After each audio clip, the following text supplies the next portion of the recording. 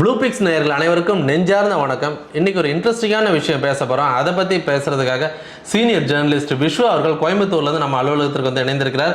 வணக்கம் விஸ்வா. வணக்கம் ஜூட். நல்லா இருக்கீங்களா? நலம். நீங்கள் எப்படி இருக்கீங்க? நல்லா மகிழ்ச்சியாக இருக்கிறேன். சொல்லுங்க. நீங்கள் நம்ம அரசியல் பேசிட்டோம், நிறைய விஷயமா விளையாட்டுத்தனமாக பேசுகிறேன்னு கூட சொல்லுவாங்க. பட் நம்ம சப்ஜெக்டை கரெக்டாக சொல்கிறோம். இப்போ வந்து இந்த ராசி பலன்லாம் வந்து ஒரேடியாக வந்து அது ஒரு மாதிரியாக போயிட்டுருக்கு. நிறைய பேர் இந்த வருஷம் உங்களுக்கு டாப்பில் வருவீங்க, பரணி நட்சத்திரம் நல்லா இருந்துச்சு அவங்களுக்கு, ராசி பலன் நான் ஒன்றும் அந்த அளவுக்கு இல்லை. இப்போ சொன்னாங்க 2020 டாப்பில் வருவீங்கன்னு, ஒரு டாப் ஏன்னா but what ever it is, அது அவங்கவுங்க நம்பிக்கை. இது எப்படி சொல்கிறீங்க? இதை வந்து ஒரு பிஸ்னஸாக மாற்றிட்டு இருக்கிறாங்க, பப்ளிக்கும் வந்து ஓரளவுக்கு அதுக்கு அடிக்ட் ஆகிட்டு வராங்கல்ல? இல்லை, பொதுவாக நீங்கள் வந்து பார்த்தீங்கன்னா மனிதனுடைய கியூரியாசிட்டி அப்படிங்கிறது தன்னுடைய எதிர்காலத்தை கண்டறிஞ்சுக்கணும் அப்படிங்கிறது ஒவ்வொரு மனிதருக்குமே ஒரு ஆவல் இருக்கும். நமக்கு என்ன ஆகுது இப்போ எடுத்துக்கிட்ட நீங்கள் யாரை கூட சொல்லலாம், உங்கள் ராசிக்கு வந்து பார்த்தீங்கன்னா இப்படி ஆவீங்க இப்படி ஆவீங்கன்னு சொன்னால் அவங்களுக்கு பெரிய மகிழ்ச்சி ஆகும். ஸோ இது உண்மையிலேயே இது வந்து இருக்கா அப்படின்னா 100% இந்த அஸ்ட்ராலஜி என்று சொல்லக்கூடிய சோதிட கணக்கியல் வானியல் என்பது மிக மிக அறிவியல் பூர்வமானது. முதல்ல நம்ம தெளிவாக தெரிஞ்சுக்கணும். ஆனால் நடைமுறையில் இது பயன்பாடு வந்து எப்படி வந்து இறைவனை பற்றிய இதெல்லாம் வந்து மெய்யில்ங்கிறத வந்து மதமாகி வணிகமயமாகி அடித்தடி சண்டையாச்சோ, அது வந்து எப்படி ஒரு பிஸ்னஸ் ஆச்சோ, அதுபோல தான் இந்த வானியல் என்கிற இந்த காலக்கணக்கும் முழுக்க முழுக்க வணிகமயமாக்கப்பட்டிருக்கு. பிறரை வந்து எப்படி நம்ம அடிமைப்படுத்தலாங்கிற அளவுக்கு போயிருக்கு. இதுக்கு எடுத்துக்காட்டாக சொன்னால் நீங்கள் வந்து ஜெர்மனி நாட்டில் வந்து ஹிட்லர் இருந்தார் இல்லைங்களா? ஹிட்லருக்கு வந்து அவர் என்னன்னா பொய் பேசுறதுக்கு ஒரு அமைச்சரவை உருவாக்குறது ஹிட்லர் தான் உலகத்திலேயே. அப்படியா? ஆமா, அவர் பேர் வந்து கோயபல்ஸ்ன்னு இப்போ சொல்லுவாங்க இங்க. ஆனால் வந்து அங்கே வந்து கெப்பல்ஸ் அப்படிங்கிறத ப்ரொனன்சியேஷனில் பண்ணுவாங்க. ஸோ கெப்பல்ஸ்னு ஒருத்தரை கூப்பிட்டு அவருடைய வேலையை பொய் பேசுறது மட்டும்தான். அவருக்கு அமைச்சர் பொறுப்பு, அதுக்கு ஒரு அமைச்சரவை. ஜெர்மனி நாடு முழுவதும் பொய் பேசுவதற்கு என்று ஒரு அமைச்சரவை. அவங்களுடைய வேலை என்னன்னா, நேராக போயிட்டு என்ன சொல்லுவாங்கன்னா, ஒரு 2 பேர்த்து அனுப்புவாங்க. ஒரு தேநீர் விடுதி இல்லை மதுபான கடையில் போய் உட்காந்துட்டு நானும் நீங்களும் பேசும்போது ஒருத்தர் கேட்பார், என்ன இருந்தாலும் இந்த யூதர்களை வந்து ஹிட்லர் வந்து கொன்னது தப்பு தான்ப்பா அப்படின்னு ஒருத்தர் ஆரம்பிப்பான் மெதுவாக. உடனே யார் சொன்னார்கள்? யூதர்கள் தெரியுமா, அவர்கள் அந்த உலகத்தில் இருக்கக்கூடாதவர்கள் அப்படின்னு சத்தம் போட்டு நீங்கள் பேசுவீங்க. இது அங்கே உள்ளவங்களுக்கு காதில் வந்து சப்கான்ஷியஸில் போய் விழுகும். இப்படி எல்லா இடங்கள்லையுமே நீங்கள் வந்து பார்த்தீங்கன்னா யூதர்கள் மோசமானவர்கள், அவர்கள் வந்து அழிக்கப்பட்டது நியாயம்தான் அப்படிங்கிறத இதை பரப்புறது தான் பண்றாங்க. அப்படியே ப்ரோபகண்டா மினிஸ்ட்ரி தான் அதுக்கு பேரு. ஸோ இது எல்லாமே என்ன பண்ணுவாங்கன்னா, இது ஒரு முறை. அடுத்த முறை என்ன வந்து பார்த்தீங்கன்னா, நாடகங்கள் போடுறது. பெரிய டிராமா மாதிரி மேடையில செட் பண்ணி கலர் லைட் எல்லாம் போட்டு அதே டிராமாவா கொண்டு சொல்ல வர கர்ஷங்களை மெயின் தீமா வச்சு சொல்லிடுறது. இது இன்னும் மிக முக்கியமான அடுத்த டெக்னிக் வந்து சோதிடம். கூப்பிட்டு சோசிக்காரன்லாம் கூப்பிட்டு நீ என்ன பண்ணு, யூதர்களுக்கு வந்து மோசமானவர் யூதர், ஹிட்லர் நல்லவர் அப்படின்னு வரக்கூடியவர்களை சொல்றது. ஸோ அவன் வந்து மேடையில் உட்காந்துட்டு மணிக்கணக்கில் டிவியில் யூடியூப்ல பேசுறாங்க வந்து பார்த்தீங்களா, அவருக்கு அப்படி ஆகுது இவருக்கு இப்படி ஆகுது அப்படின்னு இன்று போய் நாளை வேலை வந்து சோப்பு மணி அடிச்சுட்டு காலையில் வந்து அதே மஞ்சள் பேண்ட் போட்டு வருவார் கதை. அதே தான் அந்த மாதிரி வந்து ப்ராபகண்டா. ஸோ இப்போ இப்படி வந்து நம்ம கண் முன்னே இந்த குறிப்பு 200-300 ஆண்டுகளுக்குள்ளேயே இப்படி வந்து ஒரு அபியூஸ் பண்ணப்பட்டிருக்குன்னு சொல்ல வர்றேன். ஒரு மிஸ்யூஸ் பண்ணப்பட்ட ஒரு கலையா இருக்கு. அப்ப இது உண்மையிலேயே வானியல் காலக்கணக்கு இருக்கான 100 விழுக்காடு இருக்கு. இப்ப நம்ம எப்படி வந்து சூரியனை வந்து எல்லா கோள்களும் 9 கோள்களும் சுற்றுதுன்னு சொல்றோம் இல்லைங்களா, அது ஒத்துக்கிறோம், அது சயின்ஸ். அப்ப நம்ம வாழ்ந்துருக்கிறது பூமி, அதுவும் சயின்ஸ், எல்லாருமே ஒத்துக்குவோம். பூமி தன்னைத்தானே சுற்றி கொள்கிறங்கிறது அதுவும் சயின்ஸ், ஒத்துக்கிறோம். தன்னைத்தானே சுற்றி கொள்றதுனால தான் நமக்கு வந்து பகல் இரவுன்னு வருது. இரவு சூரியன் வந்து நம்ம பூமியில சூரியன் இந்த பக்கம் சூரியன் எப்பவுமே ஸ்டாட்டிக்கா தான் இருக்கு. சூரியன் நம்ம இந்த 9 கோள்களை பொறுத்த வரைக்கும் சூரியன் ஸ்டாட்டிக்கா இருக்கு. ஸோ பூமி சுத்துறதுனால நம்ம சூரியனை விட்டு விலகும் போது இரவாகும். சூரிய வெளிச்சம் படும் போது காலை சூரியன் உதிப்பதை போல நமக்கு தெரியுது. ஆனா நல்லா நம்ம தான் சுத்திட்டு இருக்கிறோம், சூரியன் அங்கே தான் நிற்குது. இதுக்கு பேர் வந்து ஜியோ சென்டர்னு சொல்லுவாங்க. புவி சார்ந்த பார்வையை பார்க்கறது. சூரியன் நுழைஞ்சிட்டான், குரு உள்ள வந்துட்டான், அதெல்லாம் அங்கதான் இருக்குது, நம்ம தான் சுத்தி திரிகிறோம். ஸோ இது நமக்கு தெரியறது இல்லை. சரிங்களா? இப்போ ஒரு குடியார வந்து பார்த்தீங்கன்னா உலகமே சுத்துற மாதிரி தெரியும், ஆனால் இவன் சுத்திக்கிட்டு இருப்பான். ஸோ அது அந்த எடுத்துக்காட்டு மாதிரி இப்போ பூமி தனி. அப்போ ஒரு நாள் கணக்கு நம்ம எப்படி போடுறோம்னா, பகல் அப்படிங்கிறது சூரியன் நம்ம கண்ணுக்கு தெரிகிறது பகல் தொடக்கமாகவும், சூரியன் கண்ணுக்கு மறைகிறத இரவின் தொடக்கமாக பண்றோம். அப்போ இதை வந்து பார்த்தீங்கன்னா 24 மணி நேரமாக பிரிக்கிறாங்க. ஸோ ஒரு மணி நேரம் ஒவ்வொரு மணி நேரம் 24 மணி நேரமாக பிரிக்கிறாங்க. இப்படி பூமி தன்னைத்தானே சுற்றுறது இல்லாமல் சூரியனை சுற்றி வரக்கூடிய நாள் கணக்கு இருக்கு இல்லைங்களா, அதைத்தான் வந்து இது வந்து ஒரு நாள் அப்படிங்கிறது 24 மணி நேரம். இதை அடுத்தது வார கணக்கு, மாத கணக்கு, ஆண்டு கணக்குன்னு போட்டிருக்கோம். இதெல்லாம் அறிவியல் தான், ஒத்துக்கிறோம். அதன் அடிப்படையில் தான் கேலண்டர்லாம் இருக்கு. நம்ம வாழ்ற போன மாசம் அடுத்த மாசம் சொல்றதெல்லாம் வந்து இந்த காலண்டர் அடிப்படையில் தான். ஸோ இந்த இதுல வந்து பார்த்தீங்கன்னா பூமியை சந்திரன் சுற்றி வருது. இல்லைங்களா? இப்போ எப்படி வந்து பூமி தன்னைத்தானே சுற்றிக்குதோ அதுபோல் நிலவு வந்து பூமியை சுற்றுது. இப்போ நிலவு பூமியை சுற்றும் போது நமக்கு நிலவு கண்ணுக்கு தெரிகிற நாள் வந்து கண்ணுக்கு முழுமையாக தெரியாத நாள் வந்து அமாவாசைன்னு சொல்கிறோம் இல்லைங்களா? இது வந்து முழு இரவு நாள், நாள் தொடக்க, அது மாத தொடக்க நாள். அது கொஞ்சம் கொஞ்சமாக நம்ம கண்ணுக்கு தெரிய வந்து பார்த்திங்கன்னா முழு நிலவாக வர்றதுக்கு 15 நாள் ஆகும். சரிங்களா? அப்போ இது வந்து அசெண்டிங் ஆர்டரில் போகுது. இது வந்து வளர்பிறை அப்படின்னு பெயர் வச்சுருக்காங்க நம்ம காலக்கணக்கு கணிச்சவங்க. அது கண்ணை விட்டு மறையுது இல்லைங்களா? மறையிறது தேய்பிறை அப்படின்னு கண்ணு வச்சுருக்காங்க. அப்போ என்ன பண்ணுறாங்கன்னா இது வந்து நமக்கு ஒரு நாளைக்கு சூரியன் கண்ணுக்கு தெரியுற நாள் ஒரு நாள், அப்போ 15 நாள் வந்து மேலே வளர்பிறை ஆகுது, 15 நாள் தேய்பிறை ஆகுது, கணக்கு பார்த்தா 30 நாள் வருது. இதுதான் ஒரு மாத கணக்காக எடுத்திருக்காங்க. ஸோ நாள் கணக்கு மாத கணக்கு. இந்த சூரியனும் பூமியும் சந்திரனும் சேர்ந்து சூரியனை ஒரு சுற்றி வராங்க இல்லைங்களா? இதுக்கு 365 நாள் ஆகுது. இந்த பூமியில் வாழுதுன்னு வச்சுக்கோங்களேன். அதுதான் இந்த ஒட்டுமொத்த இந்த சிஸ்டத்தினுடைய சோலார் சிஸ்டத்தினுடைய பியூட்டி அப்படின்னு சொல்லலாம். ஸோ இப்போ என்ன ஆகுதுன்னா நீங்கள் கேட்டீங்க இல்லையா? இப்போ வந்து நம்ம அடுத்தது வந்து நேராக சோதிடத்துக்கு வந்துடுவோம். இந்த அடிப்படையில் தான் இந்த வானியல் காலக்கணக்கு அப்படிங்கிறது நிர்ணயிக்கப்படுது. சூரியனை சுற்றி வரக்கூடிய 9 கோள்களை எடுத்துக்கிறாங்க. 9 கோள்களும் பூமியில் வாழக்கூடிய நமக்கு அதனால் என்ன செல்வாக்கு, என்ன தாக்கம் ஏற்படுது அப்படிங்கிறது தான் சோதிட வானியல் கணக்கு. ஸோ இப்போ ஒவ்வொரு கோள்களுமே எப்படி பூமி தன்னைத்தானே சுற்றிக்குதோ, இப்போ சின்ன எடுத்துக்காட்டு சொல்லணும் அப்படின்னா பூமியில் நமக்கு ஒரு நாள்ங்கிறது 24 மணி நேரம். சந்திரனில் ஒரு நாள்ங்கிறது எவ்வளோ தெரியுங்களா? 30 நாள். இதை சந்திரயான் இப்போ போனபோது விஞ்ஞானிகளே சொன்னாங்க. போய் அந்த மிஷினில் இறங்குனதுக்கு பிறகு அது போய் சில ஃபோட்டோஸ் எடுக்குது. ஃபோட்டோஸ் எடுத்த உடனே வந்து அவங்க சொல்லிட்டாங்க இருட்ட ஆரம்பிச்சிருச்சு, இன்னும் 15 நாளைக்கு அங்கே வெளிச்சம் இருக்காது, மைனஸில் போகும் அப்படின்னு சொல்கிறாங்க. அப்போது சந்திரன் தன்னைத்தானே சூரியனை சுற்றி வர்றதுக்கு 30 நாள் ஆகுது. அதுக்கு 15 நாள் இருட்டு, 15 நாள் பகல் அப்படின்னு வருது அது. ஸோ அங்கே ஒரு நாள் அப்படிங்கிறது 30 நாள் கணக்கு. பூமியினுடைய கணக்கில் 30 நாள். இப்படி ஒவ்வொரு கோளுக்கே போனோம்னா நாட்கள் போயிட்டே இருக்கும். அப்போ ஒட்டுமொத்தமாக சூரிய குடும்பமே வந்து டோட்டலாக ஒரு ரவுண்டு பால் வெளியில் வர்றதுக்கு 24,000 ஆண்டுகள் ஆகுதுன்றான். 24 மணி நேரம் ஒரு நாளைக்கு, அது 24,000 ஆண்டு ஒட்டுமொத்த சோலார் ஃபேமிலியை சுற்றி வர்றதுக்கு. அப்போ அது வந்து ஒரு நாள் கணக்கு. அதைத்தான் நீங்கள் வந்து பார்த்தீங்கன்னா இங்கெல்லாம் என்ன சொன்னாங்கன்னா மேலோகத்தில் இருக்கிறவங்களுக்கு ஒரு நாள் அப்படிங்கிறது 24,000 ஆண்டுன்னு சொன்னதுக்கெல்லாம் செவிவழி கதைகளாக வந்ததுக்கு அடிப்படை காரணம் இதுதான். அப்போ நிலவுக்கு நமக்குமே டிஃப்ரென்ஸ் இருக்குது. ஸோ இப்போ என்னென்னா இந்த நம்ம வாழக்கூடியது நிலா, சந்திரன் நமக்கு என்ன தாக்கத்தை நமக்கு கொடுக்குது, சூரியன் நமக்கு என்ன தாக்கத்தை நேரடியாக நமக்கு பக்கத்தில் இருக்கிற கோள்கள் 2 தான். சூரியன் இல்லைன்னா உயிரினமே இங்கே கிடையாது. உயிர்கள் வரக்கூடியது வாழக்கூடியது என்னென்னா முழுக்க சூரியனுடைய ஆற்றல்னால தான் இங்கே உயிரே வாழ்ந்துட்டு இருக்குது, உயிர் உற்பத்தி ஆகிறது. அதே போல் சந்திரன் வந்து தான் நமக்கு வந்து தன்மையை கொடுக்கக்கூடியது. சூரியன் வெப்பத்தை கொடுக்கும், சந்திரன் நமக்கு வந்து குளிர்ச்சியை கொடுக்கும்.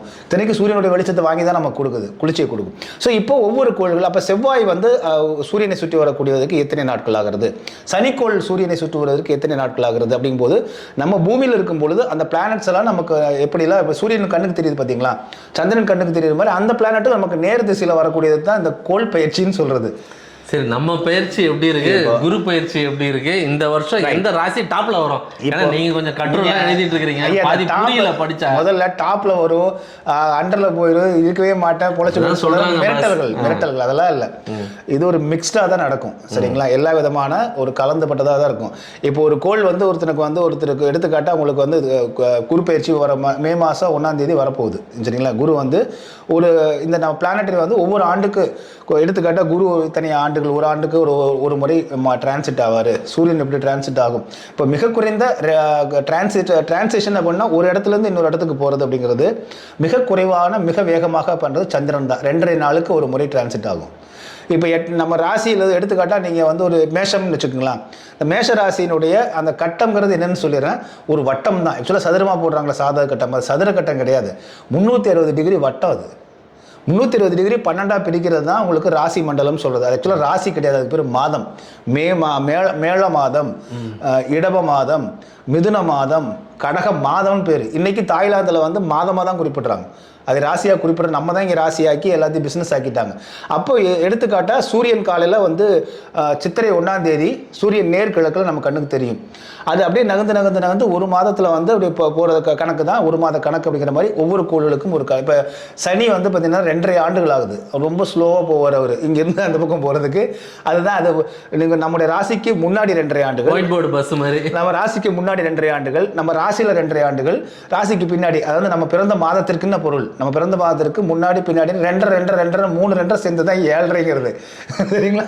ஸோ சனி வந்து 7.5 வருஷம் பிடிச்சா விடமாட்டான்டா அப்படின்னு சொல்றாங்கல்ல, அந்த பீரியட் டிரான்சிஷன் பீரியட் ஒரு நெகட்டிவான விஷயத்தை வந்து அடிக்கடி நம்ம சொல்லி பயமுறுத்திட்டே இருக்கிறாங்க. நெகட்டிவ் எல்லாம் கிடையாதுங்க, இன்னும் தவறு பண்றாங்க. சனி ஜோசியர்கள் அப்படிதான் சொல்றாங்க. நீங்க கோள்களில் வந்து எந்த கோளுமே கெட்டது நல்லதுலாம் இல்லை. நமக்கு வந்து எல்லா கோள்களுமே அதனுடைய வேலையை செய்யுது, அவ்வளோதான். இப்போ நீங்கள் வந்து வெப்பம் வருது இல்லைங்களா, அதே போல் குளிர் வருது, மழை வருது, காற்று வருது இல்லை, இந்த பருவ மாற்றம் நடக்குது இல்லைங்களா, இது போல தான் அந்த கோள்களிலிருந்து வரக்கூடிய அந்த கதிர்வீச்சுகளும் நமக்கு ஏற்படுத்தக்கூடிய தாக்கங்கள், அவ்வளோதான். அப்போ என்னென்னா சில நேரங்களில் இது ஒரு கணிப்பு கணிச்சுக்கலாம் இந்த கட்டத்தை வச்சு.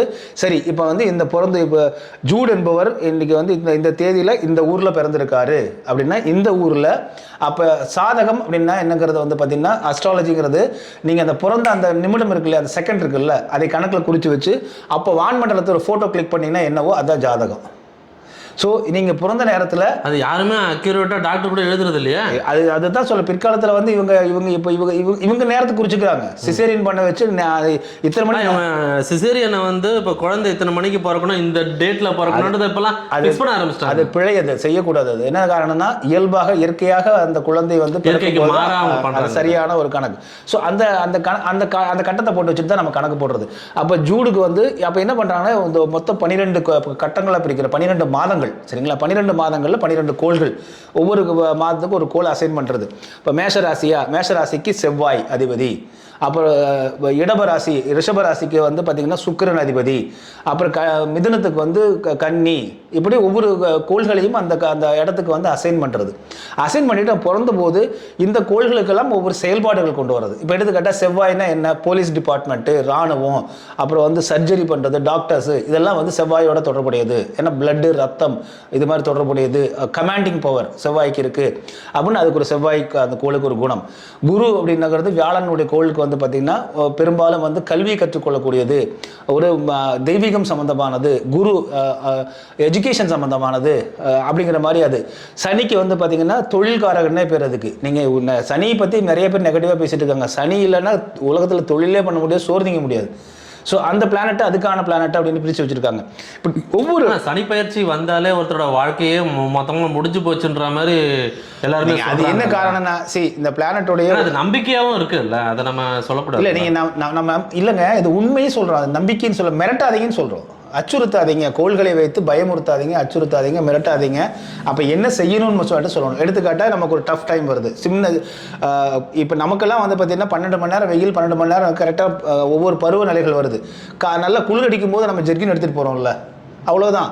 அப்போ குளிர்காலம் வந்துருச்சுன்னு அர்த்தம். அப்போ நீங்கள் அந்த பிளானட்டினுடைய பொசிஷன்ஸ் நமக்கு வந்து ஃபேவராக இல்லை. எடுத்துக்காட்டால் குருவே ஃபேவராக இல்லை, நமக்கு சேட்டரே நம்ம பிறந்த தேதிக்கு வேண்டிய ஃபேவராக இல்லை, இந்த ராசிகளுக்கு ஃபேவராக இல்லைன்னா அந்த நேரத்தில் நம்ம எப்படி கவனமாக இருக்கணும்னு சொல்லக்கூடிய சஜஷன் கொடுக்க வேண்டிய வேலை தான் சோதனைகளுக்கே தவிர மிரட்டுறது அல்ல.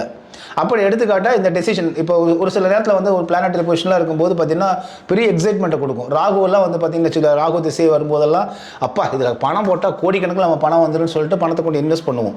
ஆனால் அது லாக் ஆகிறதுக்கு வாய்ப்பு இருக்கும். அப்போ அந்த நேரத்தில் இந்த மாதிரி நேரத்தில் இந்த பிளானட் இப்படி இருக்கிறதுனால உங்களுக்கு இந்த ஃபேவராக இல்லை, அதனால் கொஞ்சம் கவனமாக இருங்க அப்படின்னு சொல்கிறதா சஜஷன். ஸோ இது அறிவியல் பூர்வம் ஒரு கணக்கு தான். 100% அது மட்டும் நடக்கணும்னு அவசியம் இல்லை.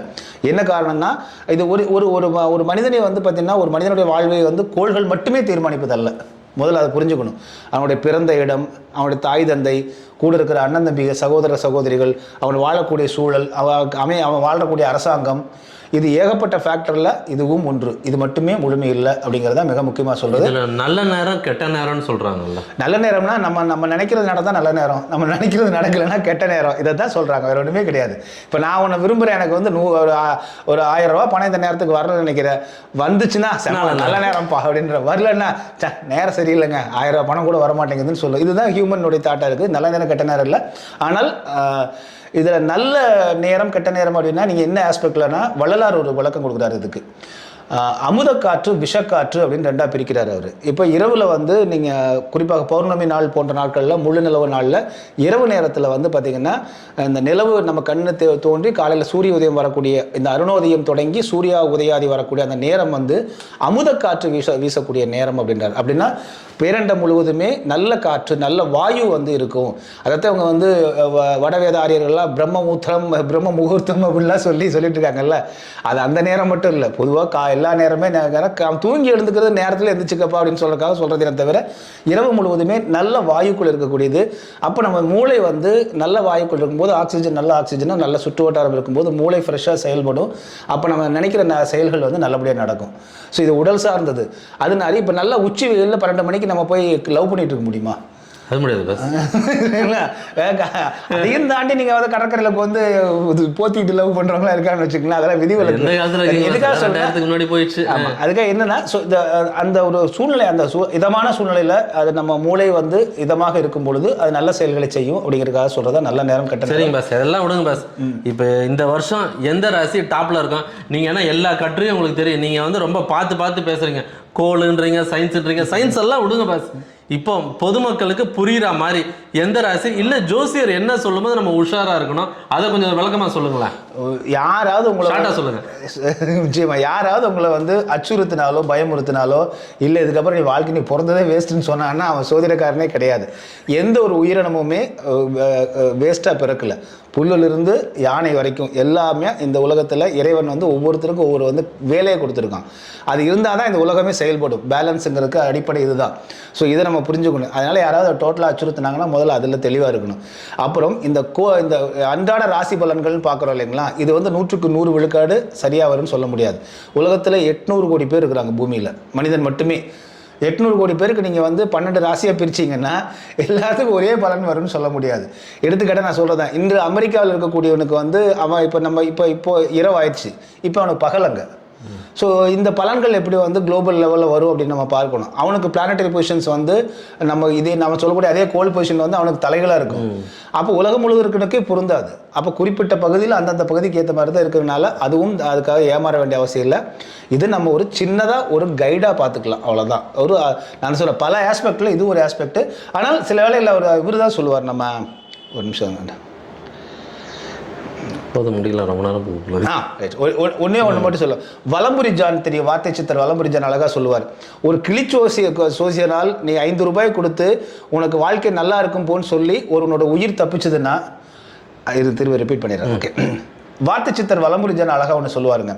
ஒருவன் தற்கொலை செய்து கொள்ள வேண்டும் என்கிற எண்ணத்தில் போயிடுறான், வாழ்க்கையில் விரக்தி ஆகி போகிற வழியில் ஒரு கிளிச்சோசியக்காரனை பார்க்குறான்.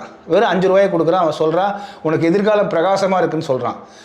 கோள்களின் அடிப்படையில் இப்போ நமக்கு வந்திருக்கிற படத்தின் அடிப்படையில் சொல்கிறான். தன் தற்கொலை முடிவை மாற்றிக்கிறான்.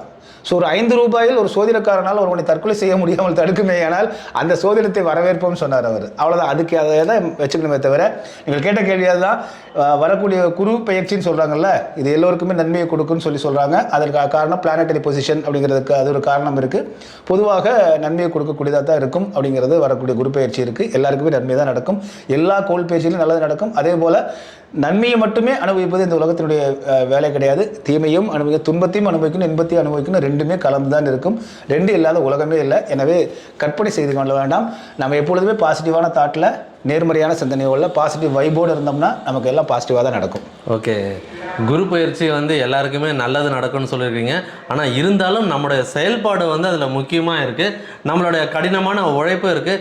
எது இருந்தாலும் பாசிட்டிவாக யோசிப்போம், பாசிட்டிவான வைப். நீங்கள் சொன்ன மாதிரி எல்லாத்தையுமே பாசிட்டிவாக அப்ரோச் பண்ணுவோம். முடிஞ்ச வரைக்கும் பிற உயிருக்கு பிறருக்கு துன்பம் கொடுக்காம இருந்தால் அதை விட உலகத்தில் சிறந்த எதுவும் இல்லை. இறைவனே நமக்கு வந்து நன்மையை கொடுப்பாங்க. காலையில் யாருக்கு கெடுதல் பண்ணணும்னு நினைக்காம கெடுதல் பண்ணணும், நல்லா இருக்கணும்னு நினைச்சா நம்ம லைஃப் எப்பவுமே நல்லா இருக்கும். இந்த கோள்களை எல்லாம் தாண்டியவர் தான் இறைவர். அதனால இறைவன்கிட்ட போய் சரணாகதி அடைஞ்சிட்டோம்னா இந்த கோள்களால் வரக்கூடிய பாதிப்புகள் நமக்கு ஒன்றும் செய்யாதுங்க. சிம்பிள். ஓகே, உங்களோட ஆழமான அழகான கருத்துக்களை பதிவு செய்தமைக்கு நன்றி. மீண்டும் ஒரு காணொலியில் உங்களை சந்திக்கிறேன். நன்றி, வணக்கம். வணக்கம்.